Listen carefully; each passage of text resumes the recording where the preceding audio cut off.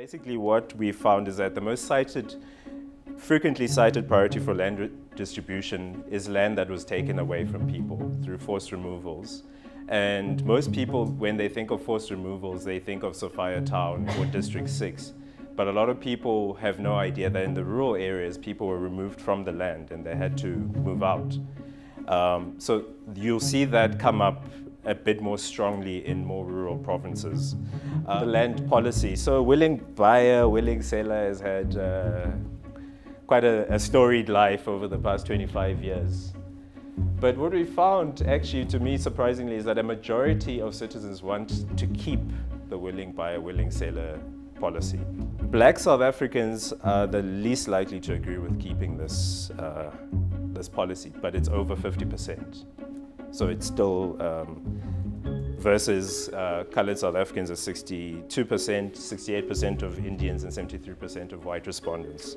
This policy is also, if you break it down by party, is more popular with DA supporters, then followed by EFF, then the ANC supporters. The support for keeping this policy is strongest in the Western Cape and weakest in the Northwest. Again, a largely rural province. The tenants who live on farms, because the expropriation debate has